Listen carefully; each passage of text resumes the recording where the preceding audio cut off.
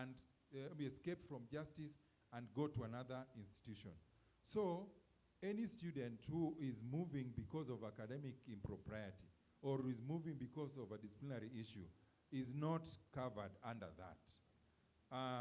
Thirdly, under institution transfer, we have endeavored to do it online so that it is as easy as possible, both to the institutions and COOPs, the two institutions and COOPs.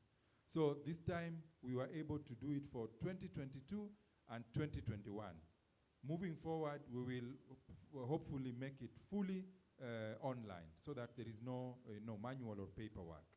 But then I must say this because it is important. There are other reasons that may necessitate movement of a student from one institution to another that are beyond the control of the student and also beyond the control of the institution. For such cases, we consider them on their merit.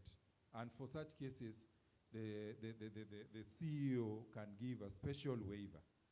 Look at a student who has stayed in a university, for instance, for 3 years and then loses their sight. And that university does not have a very elaborate system for supporting such category of students. So the students will say, let me move to Kenyatta University because Kenyatta University has invested heavily in PWD support programs. They even have programs that are for, that can attract or that are mainly tailored for persons with disability. So, and they have been doing it for a long period of time, as we know. They started that with Take a School for the Blind, and they have the program, special needs education, and so on and so forth. So, in the category of universities, for instance, KU is very highly advanced in terms of PWDs. So, if such a situation arises, we will not say that the IIT policy allows you to transfer within the first 2 years of placement. We will handle that case based on its merit, provided that the principal or the vice chancellor of both institutions is collaborating closely with COOPs so that COOPs knows that this is a special case and it is treated and handled as such. A student was placed but did not know that, or did not get that information. We have a special breed of Kenyans these days. When we went to school and when we went to universities, at least there was the level of personal responsibility was quite high. Despite the fact that there was no internet, there was no post office perhaps, there was, people didn't even have post addresses and so on. But the level of responsibility that a student put in their affairs was quite high than it is today. We have seen it, it's a societal issue, we have to deal with it. Because you apply, at least you need to check on your application. I mean, I made an application 2 months ago. How did it go? So I go to my portal and then I check my application. Because immediately, on the day we release the placement results, we get in touch with the students through SMS. So then you would give an excuse that I changed my number or I don't have a phone. Well and good. We also put that information on the student's portal. So you go to your portal, the same way you went to your portal and made the application is the same way you can go to the portal and check the status of your application. And if you have been placed, when you open your student's portal, the first message that you see is congratulations, you have been placed to this and that institution to pursue this and that program. Please get in touch with the institution for more information. So, in as much as we are getting those challenges, but we are trying to tell our students that there are certain things that you must do by yourself. Teachers will do so much, parents will do so much, the pastors can do so much, your friends can do so much, but there's some level of personal responsibility that only resides with you as a student, as an applicant. But of course, they have the vacancy. When they come to us, we refer them to the institutions, but we also get in touch with the registrars of those institutions and tell them that the student was placed for some reason, they were not aware of their placement, they are coming 3 years down the line or 2 years down the line, please accommodate them. We have done that, and the students have got support. So if there are such cases, please report them to us so that we can guide the students and they don't miss on getting education for their future and for their careers. Thank you. Thank you very much. We'll take the second and the last round of questions from the audience, and I'll start by asking two, one being a clarification, Daktari. You mentioned that the portal will be open for placement of TVET student at least, I think, 2 or 3 times per year. I'll request that you repeat the period within which the portal will be open for placement for TVET student. Now, the question is, TVET programs are modularized. Is the portal accommodating the modularized program where after doing module 1, a candidate can opt to go to the field and practice? Once he comes back, can he be placed for module 2? And after that, can he or she be placed for module 3? Thank you. Are we having more questions from the audience? Okay, there's one at the back. Thank you, Dr. Ari, for that. My name is John Arono from Sigalagala National Polytechnic. My concern, I've been having some concern. We note that initially we used to have, I know it used to be joint admission board, and the placement universities were initially based on, I want to believe it's still based on capacity available.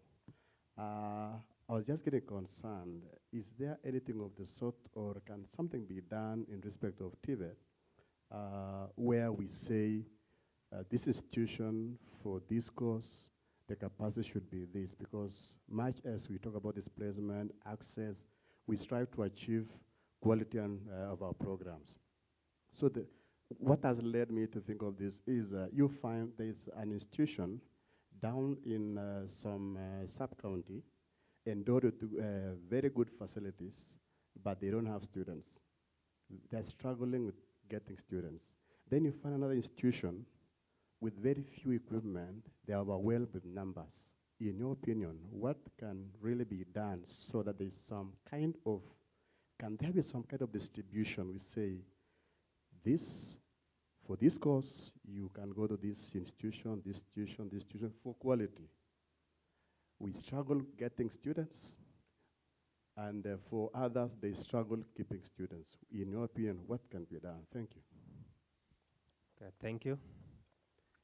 Dr. You can respond to those few questions that you have been asked. Thank you.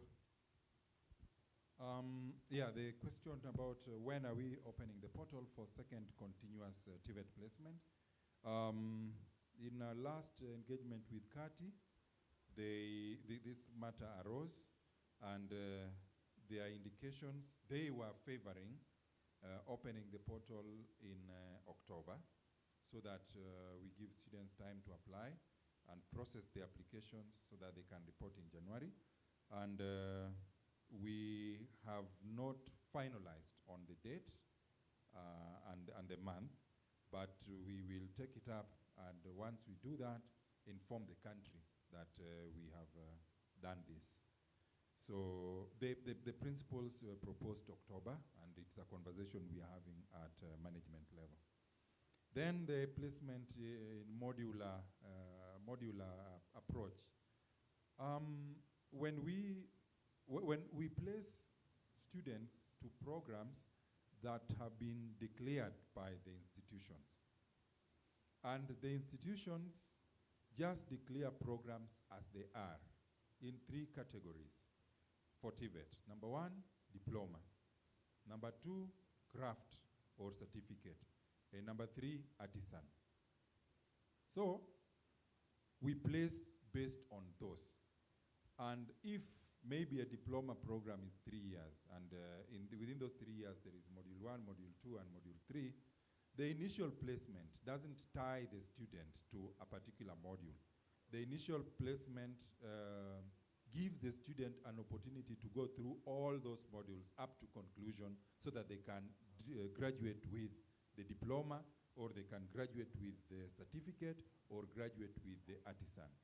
So the issue of internal deferment or going away for some time to do something and coming back vests with the institutions, depending on their policies and so on and so forth. We have some institutions where students even go out of the country through CICAN and all those. We have some institutions where students go to select industries within the country. They do some period of internship and so on and so forth. So our placement doesn't in any way disadvantage the students. They can, through the organization and arrangement with their institutions, undertake their courses appropriately through all those modules. Because the government also doesn't fund in a modular approach. The government funds based on the program that the student is taking and based on the duration of the program. So whether it is a 3-year program or a 2-year program or a 1-year program, it would be based on how the institutions report what we call submission of returns. So every financial year, we request institutions to submit the student returns. Those are returns for students who are on during that particular year. And then the funds follow the students based on the submission of the institutions. The last question was capacities in the TVET institutions, where some institutions have more facilities with less students, and other institutions have more students with less facilities and so on. Like I'd said earlier on in my presentation, the first thing we do when we are organizing for placement is to get in touch with TVETA, so that TVETA can look at each and every institution, the programs that they have declared, and the capacities that they have articulated. And TVETA works on that, institution by institution, program by program. We have seen cases where they can reduce, because they know very well that your civil and structural engineering laboratory is this size. We know your textile facility. We know how many sewing machines you have. We know how many machines or equipment we have. And we know that a maximum of 40 is what you can admit and effectively teach under diploma in textile technology. But then you have written 200. So they harmonize that figure based on their assessment of your capacity as an institution and the declaration that you have made. So we have seen instances where TVETA can increase, where TVETA can reduce, or where TVETA can retain that facility, that number.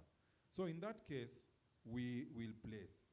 Now, there are some institutions that are more popular than others, not because they are any better than those, but because they have been around for a long time. Because they have worked in their publicity and in their marketing, and they are showcasing their students. They give them opportunities to come in forums such as this. They network them through their industry linkages office. They generally market and brand their students and brand their programs. So institutions like that tend to attract more students, and they tend to have more, in terms of placement, more demand. The challenge I would like to give all the institutions is to brand their products, brand their programs, brand their students, make them be outstanding nationally, participate even in extracurricular activities, the national music competition we were talking about, the national drama festivals we are talking about, the ball games, the science and technology expos. All of those are avenues that institutions can use to brand their students, to brand their institutions, to market their programs, so that more students get to know about what they're doing, and more students get to apply to join those institutions. For us at COOPS, we also collaborate with institutions at individual level. It doesn't have to be at sub-county or county or national level, at individual level. And universities have done this very well. I would like to challenge our TVET institutions to do the same. What they do is they can organize a function within the county, say Career Week or Science and Technology Expo or something like that. And then they collaborate with COOPs, and then we invite jointly all the secondary school students in the county or in the sub-county, the candidates and so on, into that institution. So when we are there, you have 20, 30 schools in your institution in third term, in Form 4. You have COOP staff talking to them about the programs that you offer, talking to them about furthering their education, talking to them about the cost of programs, talking to them about the advantages of even joining in a TVET institution around your home or around your county in terms of accommodation facilities, in terms of cost of living, and so on and so forth. So we use that such fora to validate to the candidates that this is an institution just like any other. This is an institute of science and technology just like any other national polytechnic that you've been hearing about. When you graduate from this place, you are as good as any other who has graduated from that polytechnic or that university and so on and so forth. And we do it for free. We don't charge any institution any money to be able to do that. We marshal a team of officers from COOPs. They talk to the students, they talk to the parents, they talk to the candidates, and these have been very, very, we have seen the results. Let me give you an example of two universities, Turkana University and Garissa University. And even our CEO in one of our public engagements acknowledged this. These two universities never used to attract students, a lot of students. They never went beyond 300. What they did, under what I've just described, is they organized that activity. And the CEO, my CEO, plus our team, in collaboration with Huduma Kenya, we went to Garissa County for days, engaged the imams there, engaged the Kesha, the Kenya Secondary School Heads Association, the principals, engaged the sheikhs there, engaged the provincial administration, the interior. It was a whole mop-up talking about Garissa University. This year, that was last year, this year, Garissa University had over 1,000 applicants that were interested in going to that university. And they have got, I think, about 1,300. So we have seen the same to Turkana University College and so on and so forth.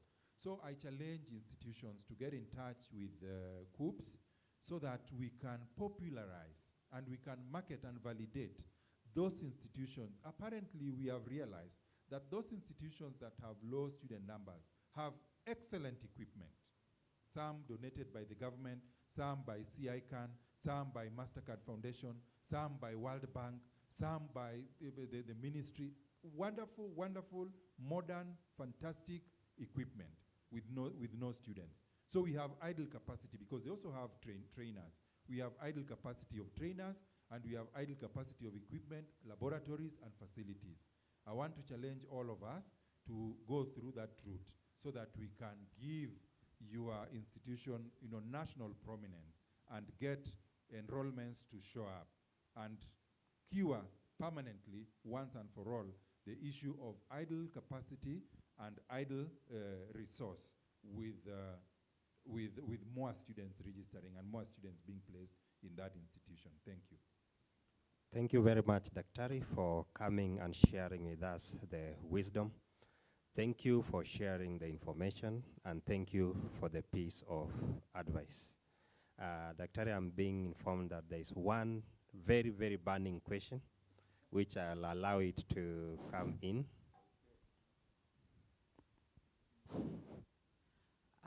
Thank you. I have two questions.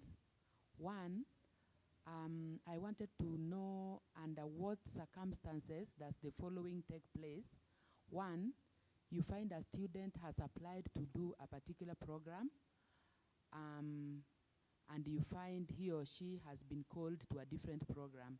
I know one reason could be maybe entry requirement, but sometimes even when they have met the entry requirement, you find that they have been called a different program.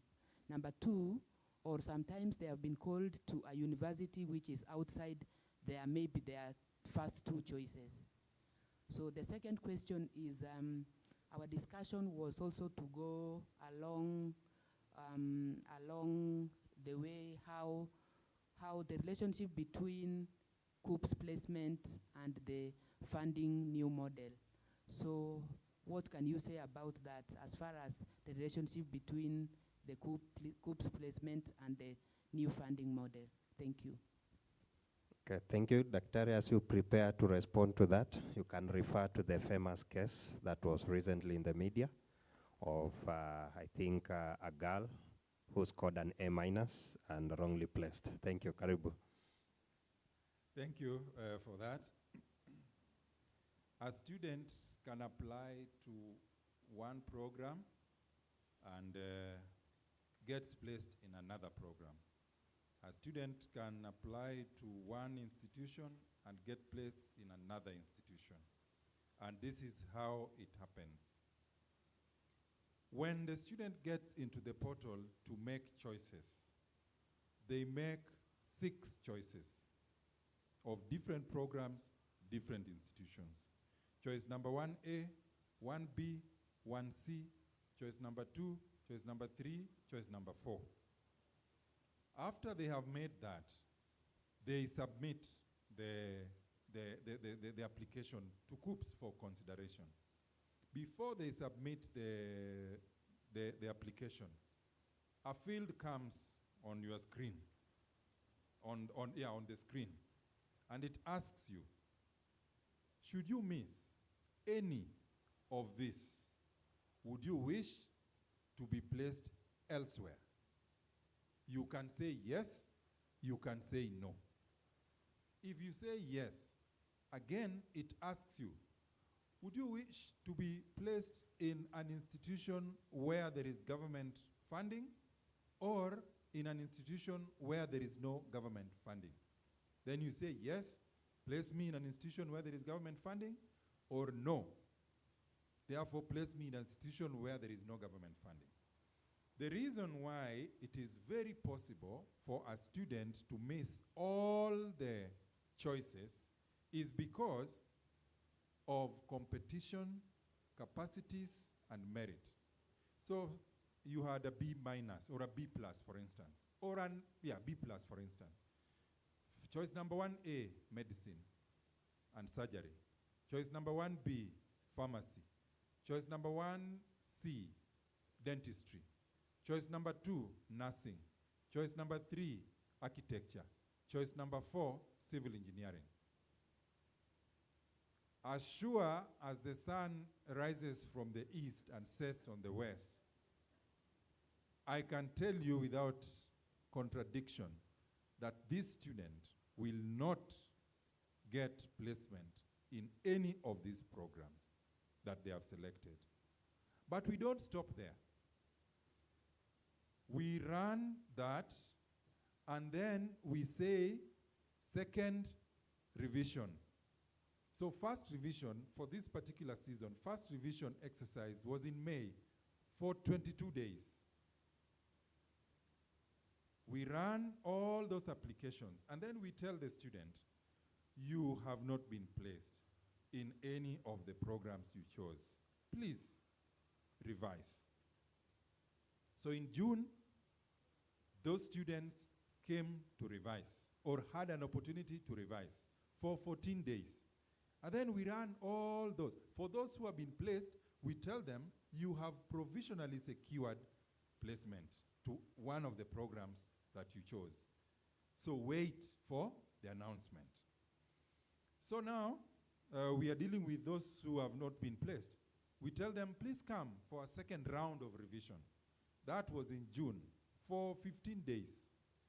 And then they come, but I need to mention that as we are doing this revision, we are also allowing those who never applied, even in high school at all, to also utilize that chance to make their fresh application.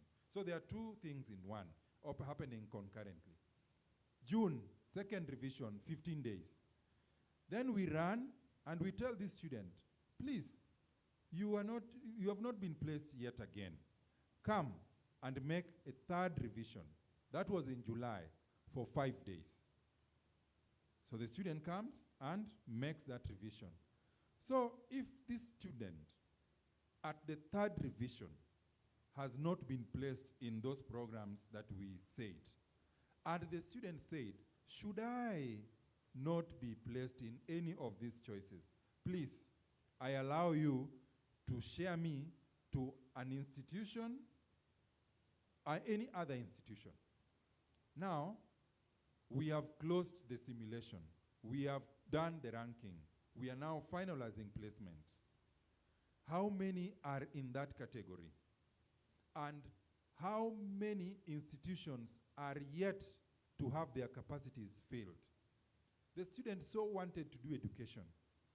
Garissa University, Turkana University College, Bomet University, Southeastern Kenya University, Machakos University, for their Bachelor of Education Arts, that this student wanted so much, the capacity has not been filled. You allow them to get in there. So it is true, a student can be placed in a university or in a college or in a TVET institution or even in a polytechnic where they did not choose, to a program they did not select. And that is how it happens. If the student says, no, don't share me, the student will not be placed. If the student says, share me, but to a government, I don't want government scholarship, the student, in the case of universities, or in the case of TVET institutions outside MOE, like I said earlier in my presentation, nearly all of the government ministries have colleges. They have TVET institutions.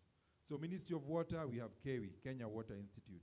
Ministry of Energy, we have one for Kenya Power. Ministry of Transport, we have Bandari Maritime Academy. We have East African School of Aviation. We have Kenya Railway Training Institute. Ministry of Tourism, we have Utalii. We have Naivasha, that College of Tourism, and so on. All, without an exception, all ministries have TVET institutions. But it is only those under MOE that get government scholarship and help. So if the student says, place me, but no, I don't want government scholarship, I don't want help. This is a student who might end up in KEWI, might end up in Bandari, might end up in Kenya Institute of Mass Comm, and all of those. There are 116 in total. So your question is right, but that is the answer. The benefit of landed in a government which is not sponsored by the government. It is choice, the student's choice. Not all students are needy. Not all students want to take a loan because they don't want to be, the parents can afford or something. So it is a student choice. We honor as much as possible your choice. If you say don't place me, we will not place you at all. And in this placement cycle, 513 of those were not placed. But again, they have come back crying and saying, oh, place me, and so on and so forth. And we are reconsidering that. But we give the students choices to make decisions. The other question was, the last one was the relationship between COOPs and the funding models. The COOPs is a key partner in this inter-agency consortium. In this consortium, there is Universities Fund, UF, there is Higher Education Loans Board, HELB, there is TVETA, there is State Department for Technical Education, there is COOPs. So it is a multi-agency kind of group that came up together to actualize this model. It's a new model, and different stakeholders had different roles. COOPs places the students. COOPS has a statutory responsibility to inform students about the program, the cost of the programs. That is in our mandate. So we came in there. COOPS also has a very elaborate network of engagement with the public. We have 52 Huduma centers across the country. We have officers in those Huduma centers. We have a network with the principals and so on, the vice chancellors, the registrars, all of them. So because of that competitive advantage insofar as getting information is concerned, these are the same students who are applying for these programs. We have contacts of these students and so on. So by virtue of our being at the center of it, COOPS joined TVETA, UF, State Department for Technical Training, and HELB in being a member of that. So that is the relationship that we have. Otherwise, application and the processing and everything is being done by UF and HELB through the portal, Higher Education Fund portal, HEF, that students are visiting to make their applications. Remember, COOPS is the one that has placed these students. So it is the same file that we shared with the Universities Fund Board and with the Higher Education Loans Board and with TVETA that they have uploaded to enable students access and make their applications for Higher Education Fund, scholarship, and also for the Higher Education Loans Board. So that is the extent to which we are involved. Thank you. Thank you very much, Daktari, for answering our question and even having the latitude to take the additional question. I want to believe that our thirst for knowledge on how placement is done has been quenched. And at this point that we want to thank you very much for coming to share the knowledge with us. It has been a pleasure having you, and we'll continue engaging as we do placement consulting, as more stakeholders continue asking questions. I want to believe now we are in a better capacity to advise in terms of career and even select the career and interact with the COOPS placement service that you are offering. Thank you, Daktari, for coming. Thank you. Thank you, the audience. Until we meet again next, tomorrow we'll be having another discussion from 10, where we'll be having greening and digitalization. We'll be having Huawei joining us tomorrow. We'll be having KSTVET, which they are hosting the National Open Distance and E-Learning Center with us tomorrow. Also, we'll be having, who else will we be having tomorrow? So the discussion will be starting from 10 to noon. So tomorrow we meet at the same place for the discussion. Thank you.